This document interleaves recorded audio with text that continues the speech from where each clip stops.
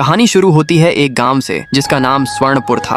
उसी गांव में राइस्टार रहता था। राइस्टार ने हाल ही में आर्मी ज्वाइन की थी। आज वह अपनी माँ पापा से अलविदा कहकर जीप में बैठा और निकल गया। लेकिन राइस्टार के जाते ही गांव में एक दूसरी लैम्बोर्गिनी आई। उस लैम्बोर्गिनी से एक आदमी उतरा और बोला, यही वो राइस्टार का गांव है ना जिसने हमारे बॉस को मारा था। यह कहते ही उसने अपने हाथ में बंदूक ली और गांव वालों पर गोलियां चलाने लगा। थोड़ी ही देर में पूरे गांव में लाशें ही लाशें बिछ गईं। उनके बीच खड़ा होकर वह आदमी हंसने लगा और बोला, हमारे बॉस से पंगा लेना बहुत भारी पड़ता है। उधर राइस्टार रास्ते में था, तभी उसे याद आया कि उसका बैग घर पर ही रह गया है। राइस्टार बोला, इतना आगे आ गया हूँ लेकिन बैग जरूरी है। उसने जीप मोड़ी और वापस गांव की ओर चल पड़ा। जब राइस्टार गांव पहुंचा तो उसने देखा कि हर तरफ लाशें ही लाशें पड़ी थीं। वह जोर से चिल्लाया, ये सब किसने किया? मैं उसे छोड़ूंगा नहीं। फिर वह चिल्लाया, मम्मी, पापा। तभी पास के एक घर से हंसने की आवाज आई। राइस्टार उस घर में गया और देखा कि वहाँ साबिर बॉस का आदमी मौजूद है। राइस्टार ने उस पर गोली चला दी। वह आदमी घायल हो गया। राइस्टार ने पूछा, तू कौन है? वह बोला, मैं नहीं बताऊंगा। और तभी वह आदमी मर गया। कुछ दिन बीत गए। एक दिन राइस्टार नदी के किनारे बैठा अपने माँ पापा को याद कर रहा था।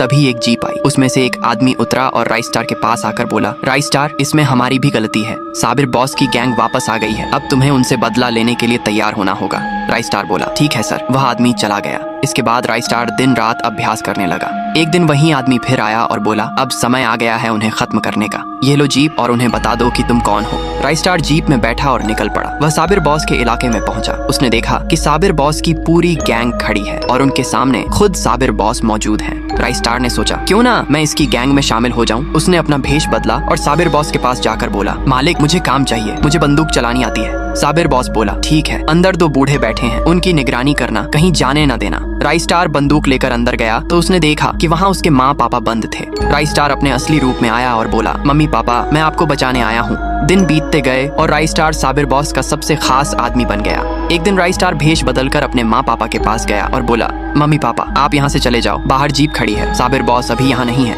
राइस्टार के पापा जीप में बैठकर निकल गए। तभी साबिर बॉस आ गया और बोला, सब ठीक चल रहा है ना, उन बूढ़ों की खातिरदारी? राइस्टार बोला, हाँ मालिक, मैं उन्हें अपने दूसरे अड्डे पर छोड़ आया हूँ। साबिर बॉस बोला, कहाँ? राइस्टार बोला, चलिए दिखाता हूँ। दोनों जीप में बैठे। राइस्टार उसे एक सुनसान जगह ले गया जहाँ दूर दूर तक कोई नहीं था। तभी राइस्टार बोला, तेरा खेल खत्म। राइस्टार अपने असली रूप में आ गया। साबिर बॉस चौंक कर बोला, राइस्टार तू? इससे पहले कि साबिर बॉस कुछ कर पाता, राइस्टार ने अपनी बंदूक से उसे वहीं मार दिया। साबिर बॉस जमीन पर गिर गया और राइस्टार ने अपने माँ पापा और अपने गांव का बदला ले लिया। सो गाइस, हमारा चैनल कुछ दिन से डाउन चल रहा है, तो प्लीज एक लाइक और एक सब्सक्राइब करके अपने भाई को सपोर्ट दिखा देना।